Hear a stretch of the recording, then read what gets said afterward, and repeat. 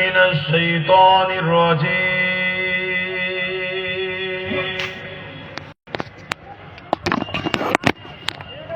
بسم الله الرحمن الرحيم.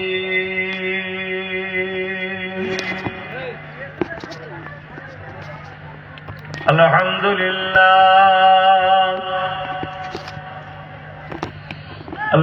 لله نحمده ونستعينه ونستغفره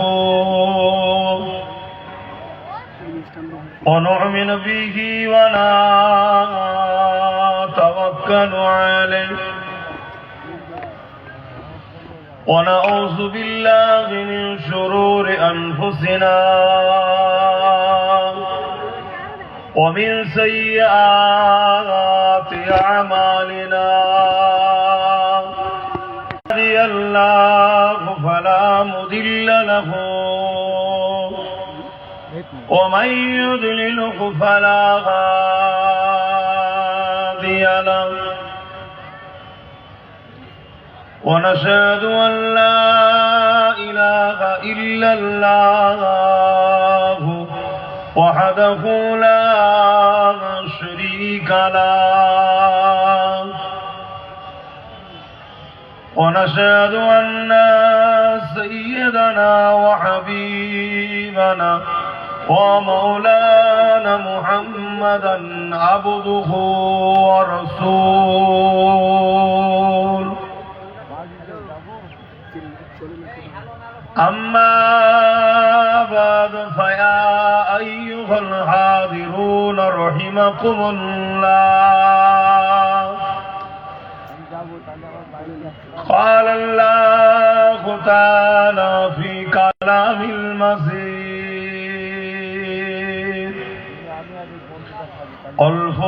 الفرقان الحميد.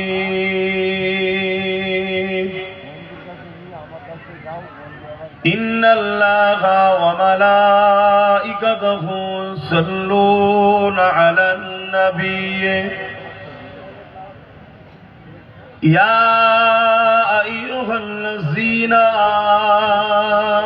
آمنوا صلوا عليه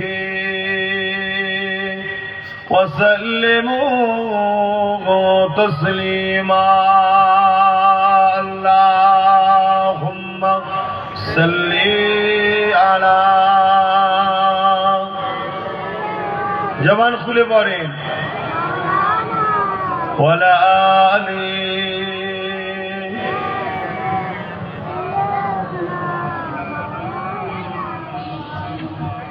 पैगंबरों का रोज़ा दिखा दे खुदाया दरे मुद्दत से मिला दे खुदाया शराबी मोहब्बत पिला दे खुदाया पैगंबरों का रोज़ा दिखा दे खुदाया। अल्लाहुम्मा सल्ली अला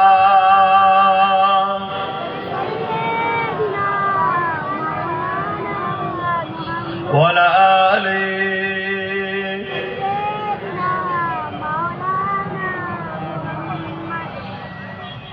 मेरे आँखों की बुदली में जलवा है मोहम्मद का, मेरे दिल के आईने में नक्शा है मोहम्मद का। कोई जन्नत में जाएगा, कोई दोज़ख में पहुंचे।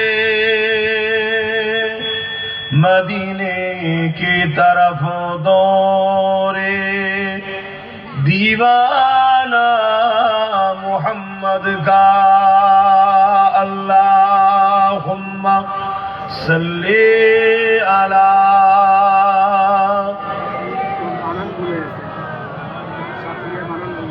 ওয়ালা আলি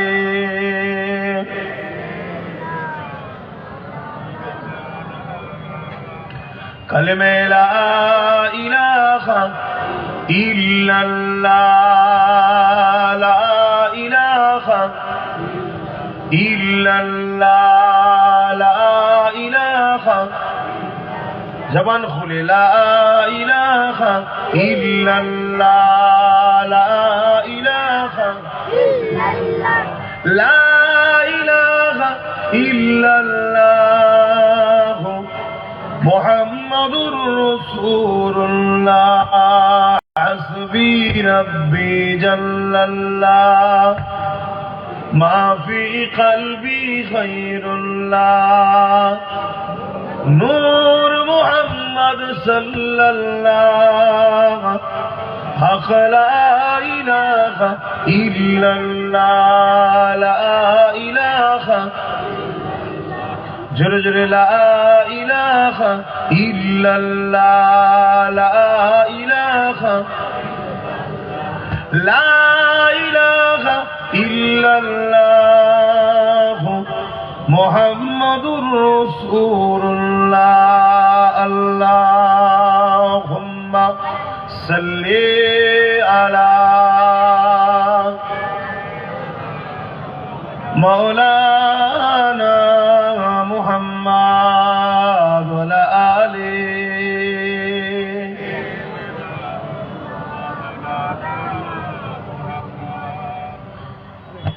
وقال الله تعالى في كلام المسيح الفرقان الحميد قل إن كنتم تحبون الله فاتبعوني يحببكم الله ويغفر لكم ذنوبكم الله غفور رحيم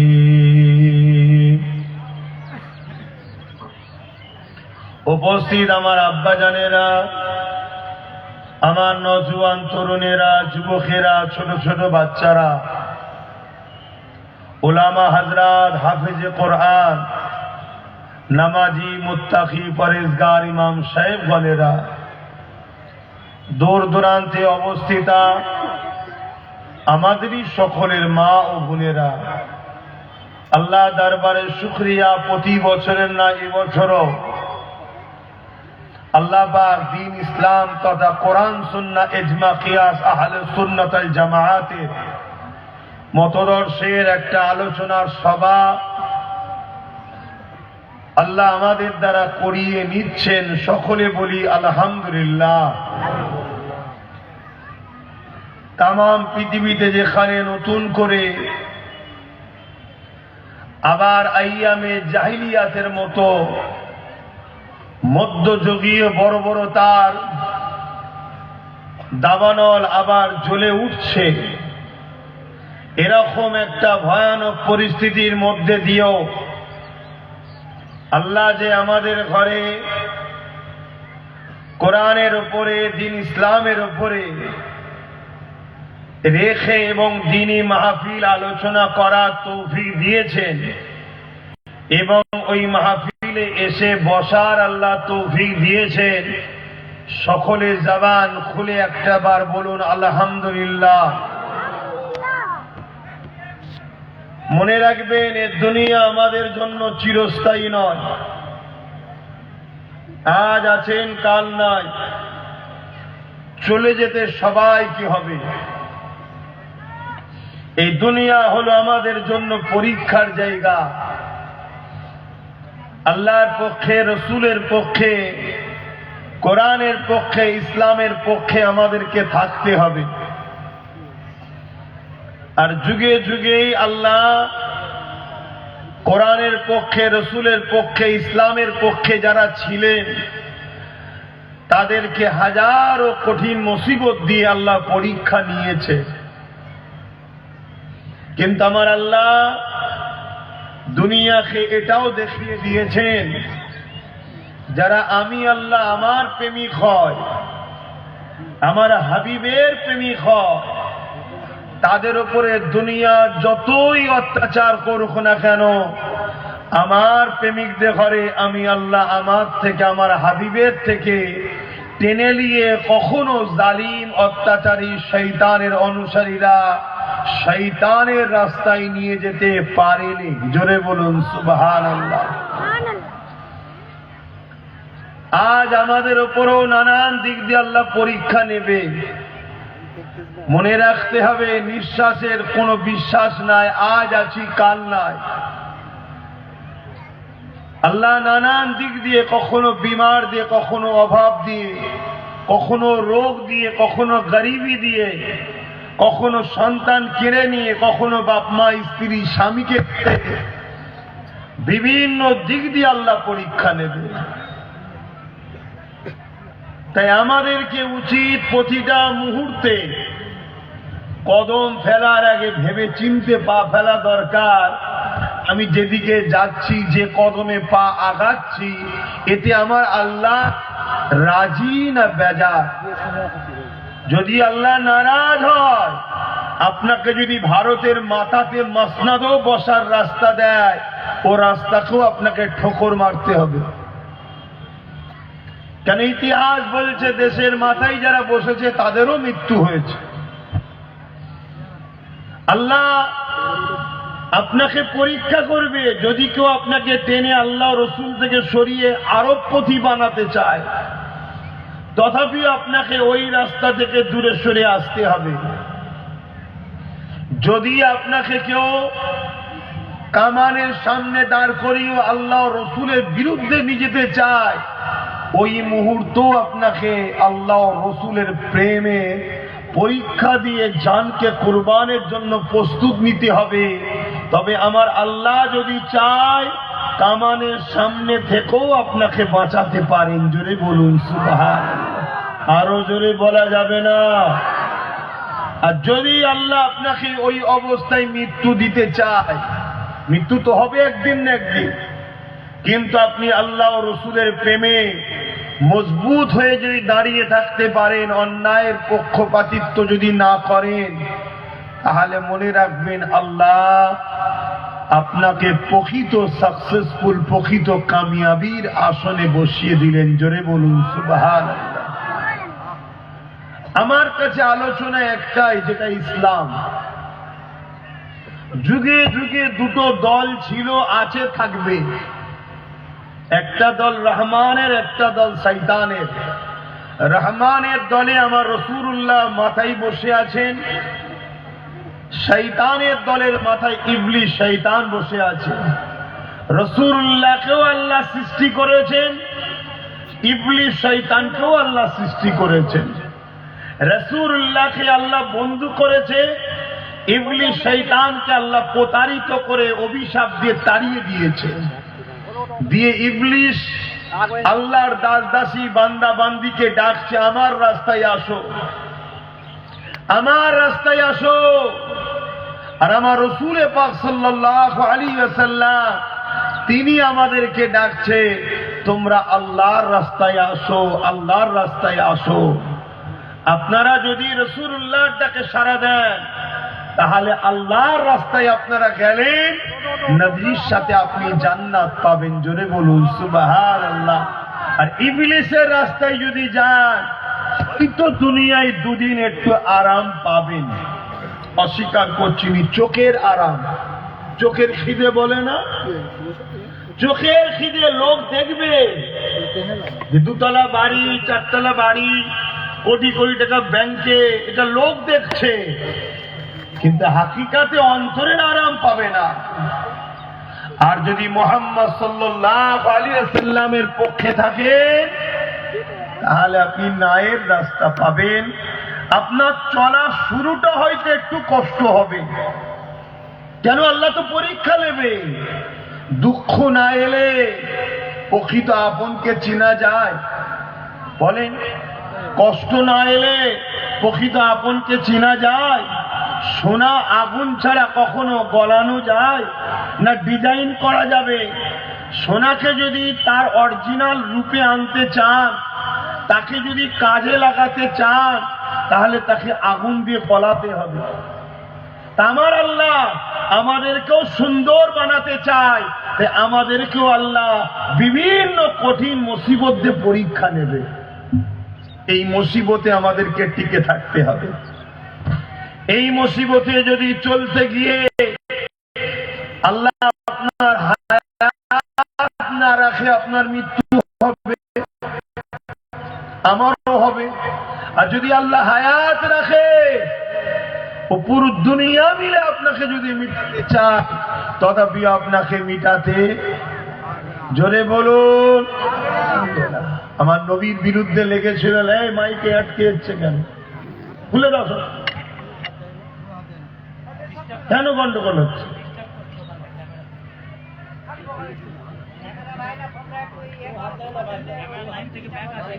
এখানে তোমার ব্যাটারির ডিস্টার্ব নেই তো?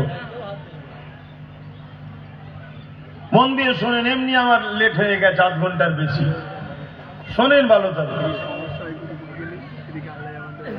আমার রাসূলুল্লাহকেও আল্লাহ পরীক্ষা নিয়েছেন, আল্লাহ বলুন, তুমি আমি কে?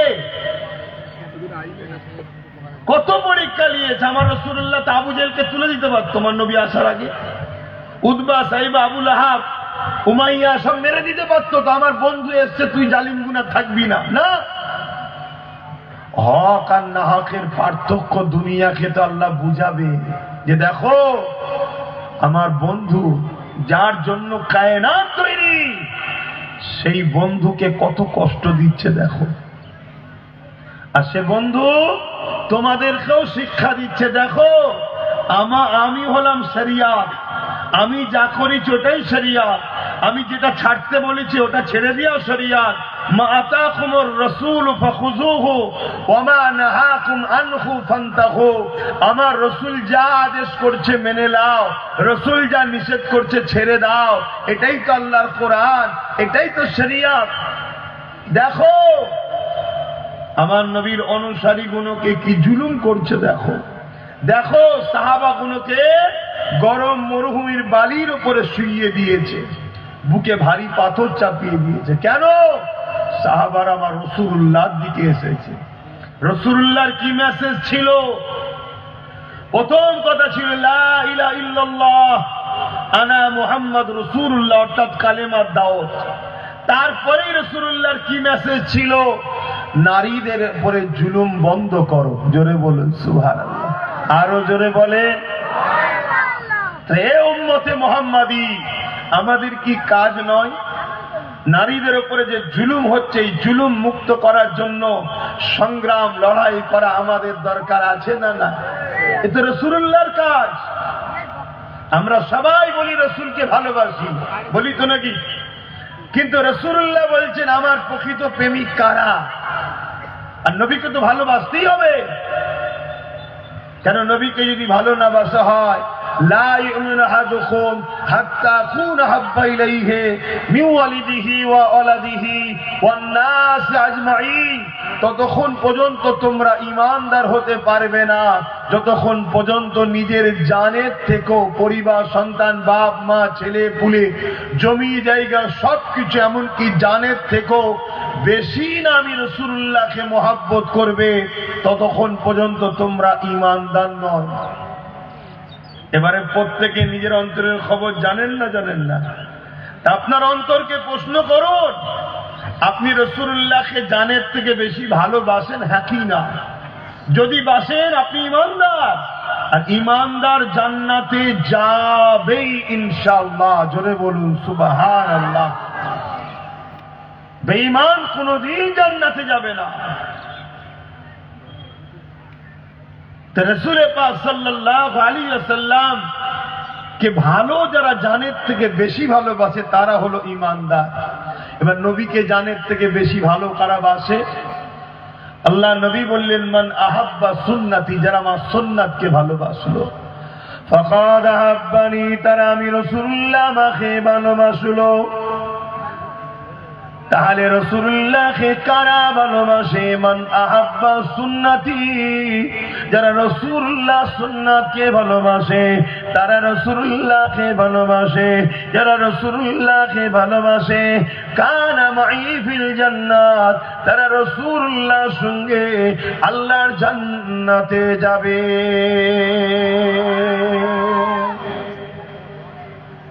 নবীর সুন্নতকে যে ভালোবাসলো সে রসুলকে ভালোবাসলো, যে রসুলকে ভালোবাসলো সে রসুলের সঙ্গে জান্নাতে যাবে। বলো না, রসুল্লাহর সঙ্গে জান্নাতে যাবার শখ আছে না? না। তাহলে শর্ত কি? নবীর সুন্নাতকে ভালোবাসতে হবে। নবীর সুন্নাত কি? আমাদের কাছে নবীর সুন্নাত শুধু এতটুকু, দাড়ি টুপি, এটাই আমরা জানি, দাড়ি আর টুপি।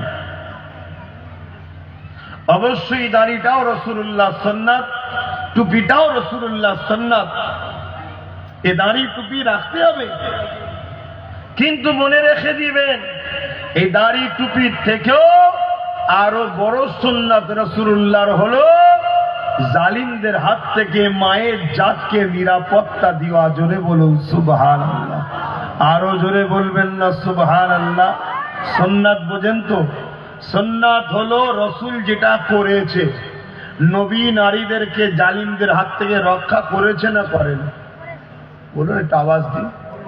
তাহলে দাড়ি টুপিটাও সুন্নাত, কিন্তু তার থেকেও বড় সুন্নাত কি? নারীকে জালিমদের হাত থেকে রক্ষা করা।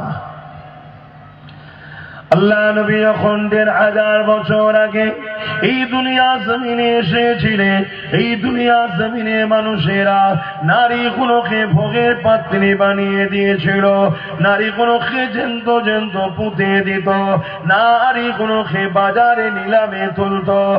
আমার মায়ের জাতেরা মন দিয়ে শোনেন, এই দুনিয়া জমিনে আজকে তোমাকে আমাকে রাসূলুল্লাহ থেকে সরাবার চক্রান্ত করছে, তোমাকে আমাকে ইসলাম থেকে সরাবার চক্রান্ত চলছে, তোমার আমার ইসলামকে কলঙ্কিত করার চক্রান্ত চলতেছে। এই বাংলার জমিনে প্রায় জায়গায় যায় আজও বলতে লেগেছে। আল্লাহ নবী, নূহ নবী, দয়া নবী যখন দুনিয়ার জমিনে আগমন করলে, ওই সময় মক্কা সন্ত্রাস ছিল, আবু জেহেল, উতবা, সাইবা, আবু লাহাব, যাদের হাতের আজ ক্ষমতা ছিল, এরা ক্ষমতা জোরে নারীদেরকে জুলুম করত, এদের চামচা কোনো নারীদের উপরে অত্যাচার করত, নারীদেরকেও কাজের মেলায় কিনা বেচা হতো, নারী দিগকে তাদের বাবারা জ্যান্ত জ্যান্ত পুঁতে দিত। এই অবস্থা দেখে আল্লাহ নবী ওই সময় মক্কা জমিনে নারীদের বাবাদেরকে বোঝাতে লাগতো, কেন আপনারা নারীদের উপরে জুলুম করছে, কেন আপনারা নারীগুলোকে জ্যান্ত জ্যান্ত পুঁতে দিচ্ছে। তারা বলতে লেগেছিল, এ আব্দুল্লাহর বেটা মুহাম্মদ, এই নারীগুলো অশুভ, এদের বাঁচার কোনো অধিকার নাই। আল্লাহ নবী তাদেরকে বললেন, না না না, নারী অশুভ নয়। অথচ আমি রাসূলুল্লাহ জানিয়ে দিই, কারো ঘরে যদি প্রথম কন্যা সন্তান হয়, এর মানে ওই নারীর বাবাকে মহান স্রষ্টা নারী পাঠিয়ে জান্নাতের সুসংবাদ দিল। আরো জোরে বলুন সুবহান। তাহলে নারীকে সম্মান ইসলাম দিয়েছে না দেয়? কিন্তু যারা ইসলামে ছিল না তারা নারীদের উপরে জুলুম করেছে না করেন? জোরে বলুন। যারা এক আল্লাহ মানত না, ৩৬০টা নকল খোদার উপাসনা করত, তারা নারীদেরকে জ্যান্ত পুঁতে দিত, নারীদেরকে ভোগ করত, নারীদের উপরে দিচ্ছে আল্লাহ। জোরে বলুন সুবহানাল্লাহ। বড় দুঃখ লাগবে, একটা কথা বলতে হবে, প্রায় বলি, আজও বলেছি। এক কথা বারবার বলা হয় কেন? যাতে আমরা শুনে শুনে মুখস্থ হয় এবং পরিবর্তন হতে পারি। হাফেজ সাহেবরা যখন কোরআন পড়ে দেখবেন একই আয়াতকে ঘুরিয়ে ফিরিয়ে ঘুরিয়ে ফিরিয়ে বার বার বার বার বলতে, জেহেনে যাতে লোড হয়। যে ইসলাম নারীকে এত মর্যাদা, এত সম্মান দিল, আজকে ১৪৫০-১৫০০ বছর পর সেই ইসলামকে ভারতবর্ষের পশ্চিম বাংলার উত্তর 24 পরগনার ভাটপাড়ার বিজেপির এমএলএ অর্জুন সিং মিথ্যাচার করে কলঙ্কিত করে দাগ লাগাবার জন্য বলছে ইসলামে নাকি রেপ করাটা ভালো কাজ, খারাপ কাজ নয়। শুনেছেন আপনারা মেসেজটা? একটু হ্যাঁ কি না বলুন। কিন্তু আমার মা বোনগুলো হয়তো শোনেনি। কেন? আপনারা অন্য জায়গায় যত শুনতে গেল, মা বোন তো যেতে পারে না, তাদেরকে জানানো দরকার আছে না? না, আমার মায়েদের জানা দরকার, আমার মায়েদের বোঝা দরকার যে সমাজে কি চলছে। আজকে জানতে চাইছি, আপনারা একটু আওয়াজ দেবেন। আমার ইসলামের নামে এত বড় মিথ্যাচার হলো, সেই জালিমের কি কোনো শাস্তি হয়েছে? আমি সবাইকে জিজ্ঞেস করছি, আওয়াজটি মনোপুত হচ্ছে না, শাস্তি হয়েছে কি? কেন শাস্তি হলো না? এটাই আমার প্রশ্ন। আমরা কখনো কোনো ধর্মের উপরে আঘাত দিই না। আমার কোরআন বলছে কোন দেবদেবীকে তোমরা গালি দিও না, অন্য ধর্মের উপরে আঘাত দিও না। কেন? সেটা তার আস্থা, তার প্রেম, তার বিশ্বাস, তার ভক্তি তার কাছে। ভুল করছে কি ঠিক করছে আমি আল্লাহ বুঝবো, তোমরা কারো ধর্মে আঘাত দিও না।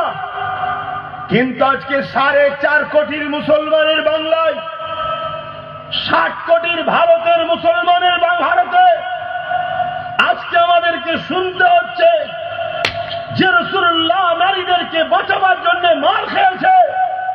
সেই নবীর ইসলামের গায়ে এত বড় একটা মিথ্যাচার যে ইসলামে নাকি রেপ করাটা ভালো কাজ। বলুন নাউজুবিল্লাহ। এর বিরুদ্ধে কেস হয়েছে না হয়নি? হয়েছে। রাজ্য সরকারের পুলিশ অ্যারেস্ট করেছে? জোরে বলুন।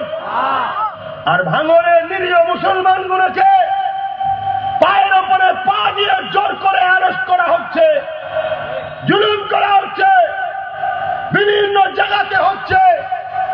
এর পিছনে রহস্যটা কি আমাদের বুঝতে বাকি আর আছে? একটাই রহস্য, এদের দুজনের মধ্যে সেটিং এ কাজ চলছে। অতএব ও যে কথা বলেছে ওই কথাটা আমার সরকারেরও মনোপুত হয়েছে, তাই ওকে অ্যারেস্ট করেনি। যদি এর মনোপুত না হতো অ্যারেস্ট করত। তাহলে বলুন, আমার ইসলাম কি এইভাবে মিথ্যাচারের গাল খাবে? এইভাবে আমার ইসলামের উপর অপমান অপদস্থ করা হবে? আর আমরা মুসলমান খামোশে শুধু মসজিদে গিয়ে সেজদা দিয়ে মনে করবো না জান্নাত পেয়ে গেছি, এক মাস রোজা রেখে মনে করবো জান্নাত পেয়ে গেছি। অত সহজ নয়। নামাজ, রোজা, দাড়ি, টুপি রেখে যদি জান্নাত পাওয়া যেত, তাহলে ইমামে হোসাইন পাক এজিদের বিরোধী করলো কেন? কিছু বুঝতে পারছেন না মহারাজ? অসুবিধা হচ্ছে। অথচ আমার রাসূল পাক সাল্লাল্লাহু আলাইহি ওয়াসাল্লাম বললেন, ইসলামে কেউ যদি রেপ করে তার শাস্তিটা কি, ওটা শুনবেন না? আজকে আমরা দেখছি যে রেপ করছে তাকে শাস্তি দেওয়া তো দূরের কথা, তাকে বাঁচাবার জন্য কোটি কোটি টাকা খরচ করে জামিন করার ব্যবস্থা চলছে না চলে না? পুরো দেশ জুড়ে বিজেপি শাসিত এলাকাগুলোয় নারীরা নিরাপদে নয়। উত্তরপ্রদেশে 4 বছরের, 5 বছরের, 7 বছরের ছোট্ট ছোট্ট বাচ্চা কন্যাগুলোকে রেপ করা হচ্ছে। মণিপুরে উলঙ্গ নারীদের ঘরে রাস্তায় ঘোরানো হচ্ছে। যেখানে যেখানে বিজেপি সরকার আছে, এই অপদার্থ বিজেপি গভর্নমেন্ট, এরা নারীদেরকে সুরক্ষিত দিতে পারে না। উপরন্তু তাদের এমএলএ আবার ইসলামের বিরুদ্ধে মিথ্যাচার করছে।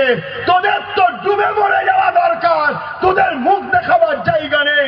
কেন? তোদের আমলেতে এই ভারতবর্ষের কম বেশি 20-25 লক্ষর উপরে নারী গায়েব হয়ে গেছে, নিখোঁজ। এই বিজেপির আমলে এরা আবার ইসলামের বিরুদ্ধে কথা বলছে। কিন্তু এত বলার সাহস পেয়েছে কি করে? ওদের হাতে রাজ পাওয়ার আছে।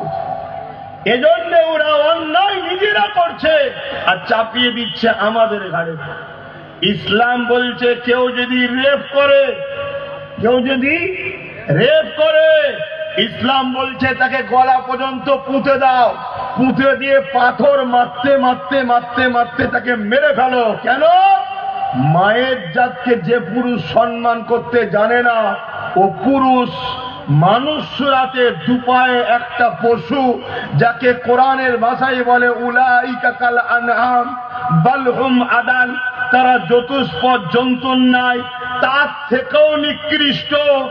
অতএব এই পাগলা জালিম হিংস্র দুপায়ে পশু, দেখতে মানুষের মতো, এ মায়ের জাতকে যখন সম্মান করতে জানে না, একে মেরে দাও। এটা হলো ইসলামের আইন। এই আইন আপনাদের পছন্দ নয়, ধরে বলো। কিন্তু আজকে এই আইনের বিরোধী করছে কারা?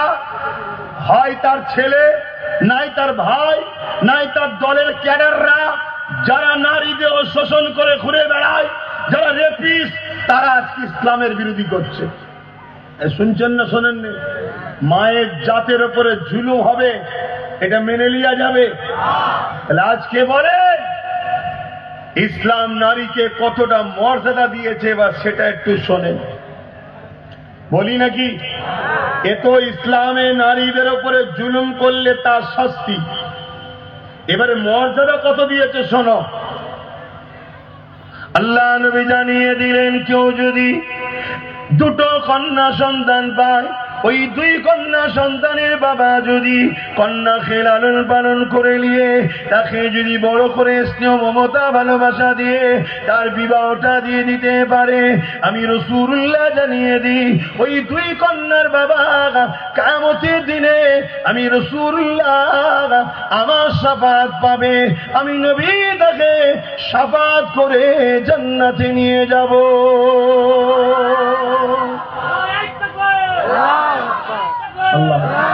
তাহলে কারো যদি দুটো কন্যা সন্তান হয়, ওই বাপকে শাফাআত করে জান্নাতে নিয়ে যাবে রাসূলুল্লাহ। এই শুনছে? এমন কেউ বলেছে দুটো কন্যা হলে এই ফ্যাসিলিটি আছে? বলো, কেউ আছে? আমি ইসলামের ধর্মের একটা ধর্মগুরু, ইসলাম ধর্মের প্রচারক হিসাবে আমি পুরো দুনিয়াকে চ্যালেঞ্জ দিচ্ছি, আসো আমার ইসলামের মোকাবেলায় যুক্তি তর্কে কিতাবে ঝগড়াই নয়, মানুষ মানুষ ভালোবাসায় আসো। আমার ইসলাম নারীকে যে সম্মান দিয়েছে, এই সম্মানের মোকাবেলায় কেউ দাঁড়াতে পারো যদি নিয়ে আসো, দেখি কি আছে কার। শুনছেন না শোনেন না? তোমরা না জেনে আমার ইসলামকে গালি দিও না, না জেনে আমার ইসলামে মিথ্যাচার করো না। মনে করছো ক্ষমতার জোরে যা কিছু করে নেব, আরে ক্ষমতা ফুরাতে বেশিক্ষণ সময়, ধরে বলেন বেশিক্ষণ সময়, কাল আমাদের হাতে আসতে বেশিক্ষণ সময়। কিন্তু আমরা জুলুম করব না, আমরা আইনের আওতায় আনবো, পাচা লাল করে ফেলবো। কেন তোমরা জুলুম করছো আমার ইসলামের বিরুদ্ধে? তোমাদের হাতে দেশ আছে বলে যা খুশি তাই করে নেবে, এটা ভেবনি। তোমরা সংবিধান বিরোধী কাজ করছো। সংবিধানের 25 নম্বর ধারা মানুষকে ধর্মীয় অধিকার স্বাধীনতা দিয়েছে, কারো ধর্মের উপরে কারো বিরুদ্ধাচার করে হস্তক্ষেপ করার রাইট দেয় না সংবিধান। কত শুনছেন? কিন্তু এরপরও এরা করার সাহস পাচ্ছে কেন? আমার জাত ভাইয়েরা ঘুমোচ্ছে তাই, আমার জাত ভাইয়েরা এদের পিছনে দলদাস হয়ে আছে তাই, আমার জাত ভাইয়েরা এদেরই উত্তরসূরিদের পিছনে ঘুরে বেড়াচ্ছে তাই এরা এই সাহসটা পাচ্ছে। আমার কথা কষ্ট পেচ্ছেন নাকি আপনারা? তাহলে বলা বন্ধ করে দিই নাকি? আজ আমি জানতে চাইছি, আল্লাহ রসুল যেখানে বললেন কেন সব দাও, ফুল দেবে, এমনি ভাঙরের মাটি, আল্লাহ এ মাটি কিন্তু আল্লাহর ওলিদের মাটি, এ মাটি আল্লাহর ওলিদের মাটি। ভাঙরে এত বড় বড় আলেম জন্মেছে, আজও আছে অনেক আলেম, কথা বুঝে আসছে? এই জমিন অনেক পবিত্র। কেন? এখানে শুয়ে আছেন সুলতান সৈয়দ আসগর আলী রহমতুল্লাহ আলাইহি। এখানে ফুলবাড়িতে শুয়ে আছে আমার দাদা মেজো হুজুর পীর কেবলার। তারপর আমাদের শামসুদ্দোহা ভাইয়ের আব্বাজান, এসব বড় বড়। তারপর আরেকজন খুব কড়া লোক ছিল জলেব সাহেব। ও লোক বেচারি দাদা হুজুরের সিলসিলার জন্য অনেক লড়াই করেছে। কি এরকম আরো অনেক রয়েছে, কিন্তু এটাকে বারবার বদনাম করা হচ্ছে।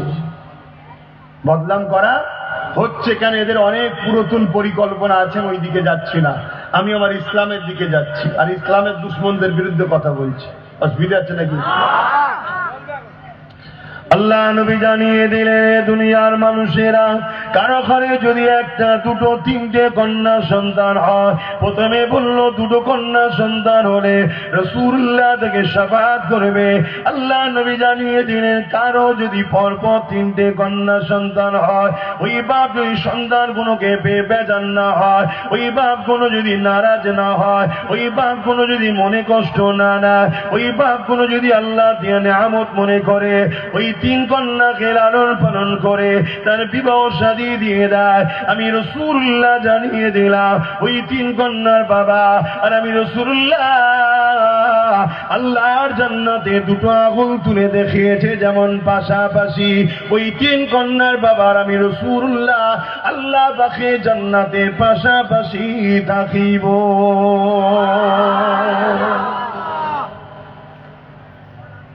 বলুন, ইসলাম নারীদের সম্মান দিয়েছে না? দিয়েছে।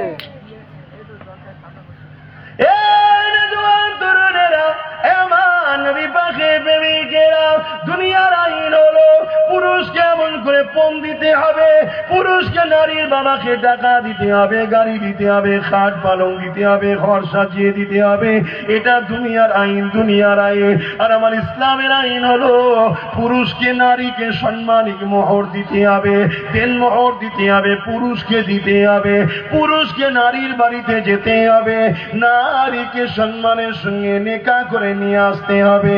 এই যুবকেরা, তরুণেরা, বাপেরা, আল্লাহ পাক আমার রাসূলুল্লাহর মাধ্যমে নারীদের কি মর্যাদা দিয়েছে, কি সম্মান দিয়েছে। এ পুরুষেরা শুনে রেখে দাও, আমি একজন পুরুষ এবং হুজুরের ঘরের ছেলে, নবীর খানদান হিসাবে বলে যাচ্ছি, প্রতিটা পুরুষের জান্নাত হলো নারীর পায়ের তলায়। প্রতিটা পুরুষের জান্নাত হলো নারীর পায়ের তলায়। ওই নারীটা হলো ওই পুরুষের। আর আপনাদেরকে বলি, দুনিয়া আপনাদেরকে নিয়ে খেল তামাশা বানাতে চাইছে, দুনিয়া আপনাদেরকে নিয়ে মজা করতে চাইছে। কিছুদিন আগে দেখতে পেলাম এই ভারতের একটা ভণ্ড বাবা, সেই বাবা নিজে বলতে লেগেছে নারী হলো মজা করা জিনিস। দেখেছেন কেউ সোশ্যাল মিডিয়ায়? কে কে দেখেছেন একটু সাক্ষী দেন। বাহ, একের অধিক তো হলেই গ্রান্টেড হয়ে যাবে। এখানে তো অনেকে সাক্ষী দিচ্ছে। তাহলে বাবা কি বলছে? নারী হলো, জোরে বলুন, মজা করা জিনিস। আর ইসলাম নারীদেরকে যারা মজা করা বলে তাদের বিরুদ্ধে যুদ্ধ করতে বলেছে। তাহলে এই বাবারা ইসলামের বিরুদ্ধে লাগবে না? লাগবে না? যেমন আর এক বেরিয়েছে 4 পাস জালিম, 4 পাস। সে জালিম বলছে কোরআনে নাকি 5 নম্বর আয়াতটা সূরা তাওবার নাকি হিংসা ছড়াচ্ছে। বলছে না? বলে না? আরে তুই তো 4 পাস রে, তুই কোরআনের তো কফ বুঝিস না, তোর আব্বা বোঝে না, তোর দাদু বোঝে না, তোদের যত বড় বড় মাথায় বসে আছে তারা বোঝে না, তুই কি করে বুঝলি রে? তোদের বড় বাপ মাথায় যে বসে আছে সে আবার আমেরিকার বড় বাপকে আব্বা বলে, সেই আমেরিকায় কন্টিনিউ কোরআনের রিসার্চ হচ্ছে, তারাও বলতে পারছে না কোরআনে ভুল আছে। তারা বলছে কোরআনই একমাত্র কিতাব যার মধ্যে কোনো সন্দেহ নাই। জোরে বলুন সুবহানাল্লাহ।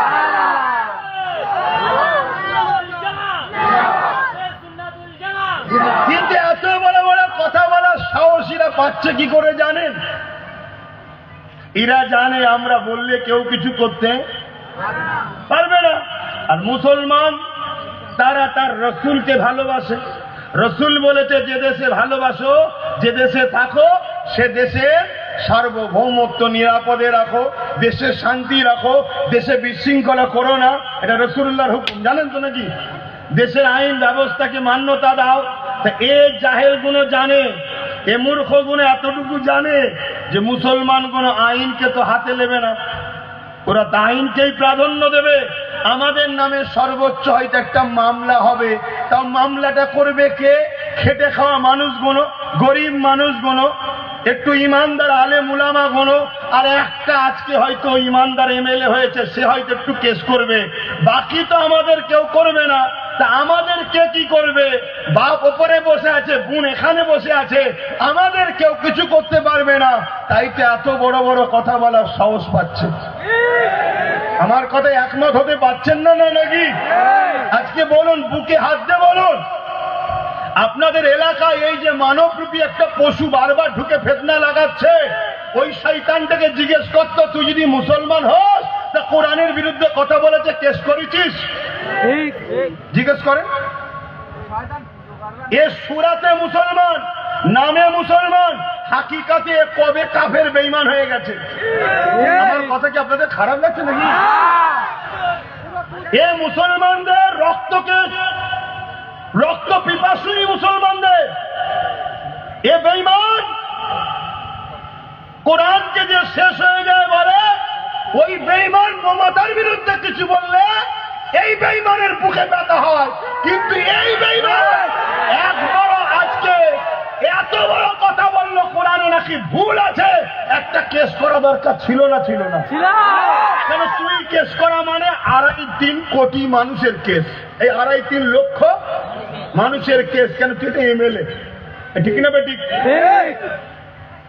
আজকে এতগুলো প্রধান আছে, এতগুলো এমএলএ আছে, শুনছি নাকি 44টা মুসলমান এমএলএ। আমি জানি না 44টা, একটা কেউ কেস করেছে? এতগুলো মন্ত্রী তন্ত্রী, ইটা উটা, কি তোমাদের এখানে একজন কোন মৌলানা সাহেব মন্ত্রী এসেছিল, আবার ঘটপুকুরে স্লোগান দিচ্ছিল মৌলানা সাহেব মন্ত্রী, কেস করেছে? কেন করেনি? কেন কেস করেনি? এইটা বিবেককে প্রশ্ন করো, এটা আমার জিজ্ঞেস করার অধিকার আছে না? আছে। তোরা বলছিস তো মুসলমান, তাহলে তোরাদের কাছে আল্লাহর কোরআনের বিরুদ্ধে মিথ্যাচার করছে, তুই কেস করিসনি, তার মানে এটা প্রমাণ দিচ্ছিস ও ঠিক বলেছে, ও ঠিক বলেছে। না হয় অন্যায় বললে তুই কেস করতিস, আর নচেত তুই সেজে আছি মুসলমান শুধুমাত্র আমাদেরকে টুপি পড়াবি বলে। আমাদের জায়গাগুলোকে তোদের দ্বারা বেঈমানরা দখল করে রাখবে, এই জন্য তোদের মতো মুনাফেক ছেড়ে রেখেছে। আর নচেত তুই কবেই ইসলাম থেকে বেরিয়ে কাফের হয়ে গেছিস। শুনছেন তো নাকি? আমার এখানে একটা প্রশ্ন আপনাদের কাছে, অসুবিধা হচ্ছে, বুকে হাত দিয়ে বলুন, আপনাদের দাম বেশি না কোরআনের দাম বেশি?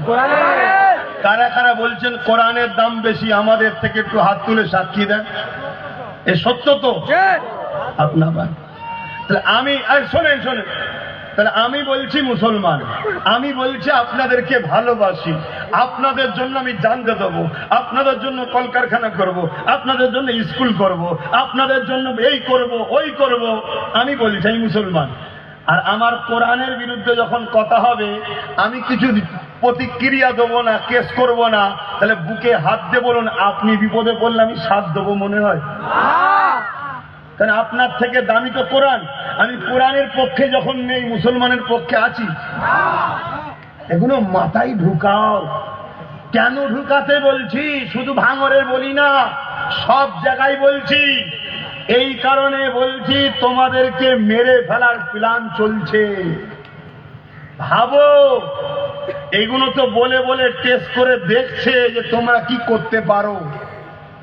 তাই তোমাদেরকে সজাগ করাচ্ছি। ইসলামের বিরুদ্ধে এত বড় কথা হলো, কেউ কেস করেছে? সাধারণ লোক কেস করছে আলাদা কথা, একটা সরকারি পদে বসে থাকা লোকের কেসের গুরুত্ব আছে না? না, কিন্তু একটাই আল্লাহ নবী বংশের আওলাদ দিয়েছে ক্ষমতা, সামান্য ছোট্ট, সে কেস করেছে। আর এত তোমাদের হক পক্ষে থাকার জন্যে, ন্যায়ের পক্ষে থাকার জন্যে আর এক মুরগি চোর এখন লেগেছে। বাকি সব জায়গায় যা হচ্ছে হোক গে যা, এইটাকেই চাই। কথা বুঝছেন না, বোঝেন না? কিন্তু আমি জানতে চাইছি, আমরা সবকিছুকে বাজি লাগিয়ে হলো এই চ্যালেঞ্জকে অ্যাকসেপ্ট করতে রাজি আছেন না নাই? আছেন না? আমরা দেখতে চাই যে মসজিদ মাদ্রাসা কোরআনের দুশমনের কত পাওয়ার হয়েছে, আর মোহাম্মদ রাসূলুল্লাহর গোলামদের কত পাওয়ার আছে আমরা দেখতে চাই। তোদের যদি 1 লক্ষ বুলেট থাকে, আলহামদুলিল্লাহ, আমরা 1 লক্ষ বডি দিয়ে, জানকে দিয়ে গুলি খেয়েও আমার রাসূলের ইসলামের দুশমনদের বিরুদ্ধে লড়াই চালিয়েছি, আগামীতেও চালাবো। বলুন ইনশাআল্লাহ। ভাইয়ের আমার, হোম মাথায় ঢুকান। আপনি বলবেন, হুজুর আপনি কি ওয়াজ করছেন? হুজুর ওই ওয়াজ করছে ফেরাউন যা করেছিল মুসা নবীর বিরুদ্ধে, ওইটাই বুঝাচ্ছি। আজকের ফেরাউন কোন আমার নবীর দিনের বিরুদ্ধে লেগেছে। নমরুদ যে কাজ করেছিল ইব্রাহিম নবীর দিনের বিরুদ্ধে, আজকের নমরুদ গুলো সেই কাজ করছে। বোঝো ভাই, কি গো, আমার রাসূল পাক সাল্লাল্লাহু আলাইহি ওয়াসাল্লাম রেখে গেলেন 3টে জিনিস: কিতাবুল্লাহ, সুন্নতে রাসূলি ও আহলে বাইতি। কটা জিনিস রেখে গেছে? বলুন বলুন বলুন। কিতাবুল্লাহ, সুন্নতে রাসূলি ও আহলে বাইতি, 3টে জিনিস রেখে গেছে। একটা হলো পাক কালামুল্লাহ শরীফ, দ্বিতীয় হলো রাসূলুল্লাহ সুন্নাত, 3 নম্বর হলো নবীর আহাল পরিবার খানদান। আমার কোন ভাই হয়তো মনে মনে চিন্তা করবেন যে রাসূলুল্লাহ হাদিসের কথা তো বলেছে, যে কোরআন ও হাদিস রেখে গেলাম, কোরআন ও হাদিসের এই কথাটাও মানি আমরা, কিন্তু এটা সিয়াসাতটা হাদিসের মধ্যে নয়। কথা কিছু বুঝছেন? হ্যাঁ, 3টে দিন রেখে গেছে: কিতাবুল্লাহ, সুন্নতে রাসূলি ও আহলে বাইতি। আপনারা এত ডিপ বুঝবেন কি জানি না, উলামারা বুঝতে পারবে। সব সুন্নাত হাদিস, সব সুন্নাত হাদিস, কিন্তু সব হাদিস নবীর সুন্নাত নয়। কিছু বুঝাতে পারলাম? তাই নবী বলেছেন, মান আহাব্বা সুন্নতি, মান আহাব্বা হাদিসি বলেনে, মান আহাব্বা সুন্নতি, আমার সুন্নাতকে যে ভালোবাসলো, ফাকাদ আহাব্বানি, সে আমায় ভালোবাসলো, যে আমায় ভালোবাসলো, কানা মাই ফিল জান্নাত, আমার সঙ্গে জান্নাতে যাবে। কেন? সব হাদিস নবীর সুন্নাত নয়, কিন্তু সব সুন্নাতটাই নবীর হাদিস। একটা হাদিস দিয়ে আরেকটা হাদিসকে নবী রদ করেছে, বাতিল করেছে। বাতিল বলে ওটাকে হাদিস অস্বীকার করলে ঈমান চলে যাবে, ওটাকে হাদিস বলে সম্মান করতে হবে, কিন্তু ওর উপরে আমল গ্রহণযোগ্য নেই, আমল করতে পারা যাবে না। যেমন রাসূল বললেন, কবর জিয়ারত করতে যেও না, কবরের কাছে যেও না, এটা হাদিস না? হাদিস নয়, জোরে বলুন। কিন্তু পরবর্তীতে নবী নিজে আম্মা আমেনা হুজুরের কবর জিয়ারত করে প্রমাণ করে দিয়েছে জিয়ারতটা কিভাবে করতে হয়।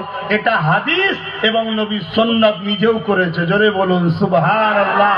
তাহলে আগেরটা হাদিস না? হাদিস নয়, ওটাকে কিন্তু অস্বীকার করলে ঈমান, কিন্তু ওটার উপরে আমল চলবে না। কেন? ওটাকে রদ করেছে নবী আরেকটা হাদিস দিয়ে। এবারে বলেন কেন রদ করেছে? কারণ হচ্ছে তখন কবর নিয়ে বাড়াবাড়ি হতো, কবর নিয়ে শরিয়ত বিরোধী বাড়াবাড়ি হতো। তাই রাসূলুল্লাহ বললেন, খবরদার যাবে না। পুরো মানা হয়ে গেল। তারপরে নবী বলছে, যাবে এই সিস্টেমে যাবে। কথা মাথায় ঢুকছে? এত ডিপ তো আপনারা বুঝবেন না, এটা উলামারা বুঝবে। তাই রাসূল বললেন, 3টে জিনিস রেখে গেলাম: কিতাবুল্লাহ, সুন্নতে রাসূলি ও আহলে বাইতি। আমি আজকে ভাঙরের মানুষকে জানতে চাই, এখান থেকে সোশ্যাল মিডিয়ায় মুমিন মুসলমানদের জানতে চাই যে রাসূল সারা জীবন আমাদের জন্য কেঁদেছে, আজও কাঁদছে, কিয়ামতের দিনে কাঁদবে, শাফাআত করে জান্নাতে নিয়ে যাবে। সেই রাসূলুল্লাহ রেখে যাওয়া কোরআন আজকে কেউ মিথ্যাচার করবে, আমরা কি খামোশ বসে থাকবো? না। বলেন বসে থাকবো? অতএব কেউ আমার নবীর ইসলামের বিরুদ্ধে করবে, আমরা কি চুপচাপ বসে থাকতে পারবো? তাহলে আমরা এই সংগ্রাম করব। এই সংগ্রামে যদি আমাদের সর্বোচ্চ জীবনটাকেও কুরবানি করতে হয়। আমি আব্বাস সিদ্দিকী নিজের কথা বলছি, আমি জান দিয়ে হলো আমার নবীর দ্বীনের গুস্তাখদের বিরুদ্ধে আমি সংগ্রাম লড়াই জারি রাখবো। আপনারা কারা আমার সঙ্গে একমত আছেন? হাত তুলে দেখান। আল্লাহু আকবার, আল্লাহু আকবার, জোরে বলুন আল্লাহু আকবার। নারে দিবেন লব্বাইক ইয়া রাসূলুল্লাহ, লব্বাইক ইয়া রাসূলুল্লাহ, লব্বাইক ইয়া রাসূলুল্লাহ, লব্বাইক ইয়া রাসূলুল্লাহ, লব্বাইক ইয়া রাসূলুল্লাহ। নারে দিবেন আল্লাহু আকবার।